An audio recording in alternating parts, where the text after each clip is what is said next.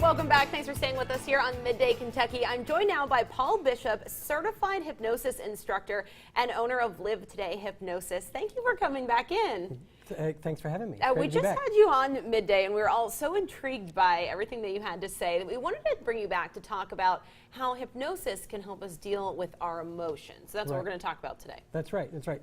So, and I take the view that all emotions are good. So we're emotional beings. Okay. And emotions drive much of our behavior, and even the so-called negative emotions like fear and anger and loneliness and sadness, all these even negative emotions are good because they're there to motivate us to do the sometimes difficult things we need to do in order to satisfy our needs, wants, and desires. And so what happens when people are not satisfying those needs, wants, and desires, like you said? Right. If you're not satisfying them, then you're typically doing one of two things. You're going to either distract yourself by doing, it could be any type of behavior, but typically what I see is smoking or eating or drinking or working.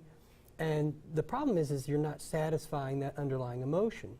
And so what happens is you continue to distract yourself from that emotion by doing too much of those behaviors. The other thing that you could do too is, and I often see this, is people will not distract themselves, but avoid certain situations. So maybe you have a fear of flying, and so you'll just avoid going on airplanes so you don't have to feel that fear. Or maybe you have a fear of public speaking, and so you just avoid those situations so you don't have to feel that feeling. And in terms of thinking of the emotions that we're feeling, if we're having an inaccurate perception of those feelings, how can that impact our life? Sure. So again, they're good.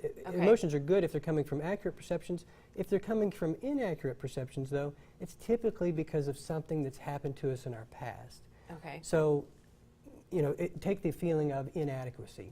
If we're feeling inadequate and it's coming from an inaccurate perception, it's because maybe someone told us that we weren't good enough in some way, or that there was something wrong with us in some way.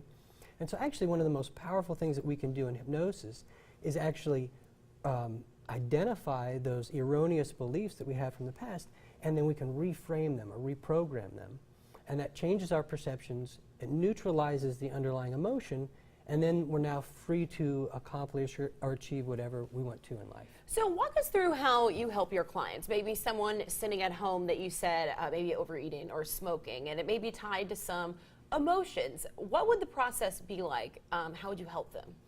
Right. So there's actually a three-step process, a simple three-step process, and actually people can do this at home too.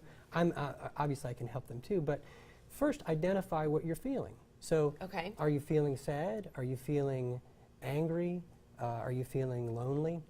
And then identify the need, want, or the desire that is driving that feeling. So if you're feeling angry, it's because you need to make fair what was once unfair. That's why we feel anger.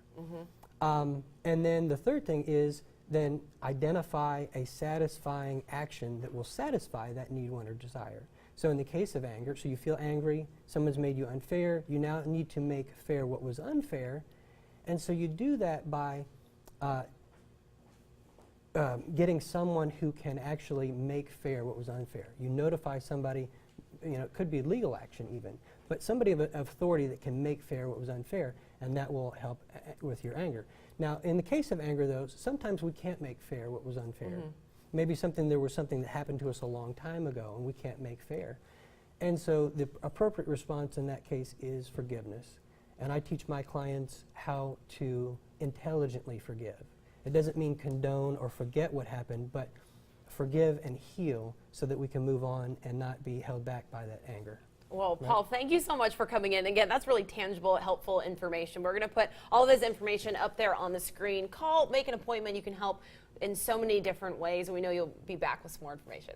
Thank you. Thank you. Well, stay with us. Coming up next, we have a check of your forecast from Eric, plus we've got your news rolling out of Hollywood.